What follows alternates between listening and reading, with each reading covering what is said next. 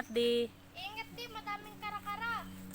Yan, kukunin ni Mister ko yung durian, yung dalawang durian. Papahinugin namin. Mag-try kami magpahinog sa bahay. Kasi usually hinog na namin Hindi kinuha. kaya ni daddy. Madami daw po. Ingat daddy. Ayan, mababa lang naman siya pero medyo tagilid kasi yung lupa kaya nakakatakot din. Ingat di ha, maraming karakara. Yes. Pero parang may sira yung isa daddy, no? Yung malaki dyan sa dalawa sa ilalim. Yeah, isa yan na yan sa tapat mo, yung malaki dyan. Hindi ba sira yung kanyang ano? Yan, ingat. Tama na muna yung dalawa natin. Try nating magpahinog sa bahay.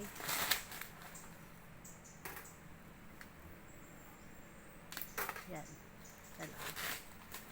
Yes or no? Wag. Ayan yan sa tapat mo, hindi pa ba siya? Parang namin nangangamoy akong hinog. Doon yan may sa baba. Ayan sa tapat mo de, yung isa pang sa ilalim niyan. Hindi yung sa ilalim niyan na yan yung malaki. Hindi yung katapat na yan yung malaki. Isa. Hindi yung isa. Yan, oo. Yan, pwede na yan. May ano na nga siya eh. Oo. Naman may ah. Tatlo lang tama na. At marami na tayong bitbit. Nakakalito kami kay daddy. Ay! Hinog na nga yun yan.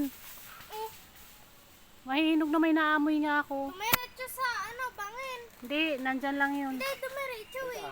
Sige. Doon, sa dulo na. Nilagpasan mo. Huwag na di, tama na yan. Ano pa yan? Mamura pa Tama yan. na daw di.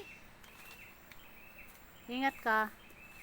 Sayang yung isa nalaglag pero sana nandun lang yan. Diyan ay 18 ha. Bilang papa ni Bunso ko ilan ang durian na. Ayan, ingat. 21 man. Oo nga, 18.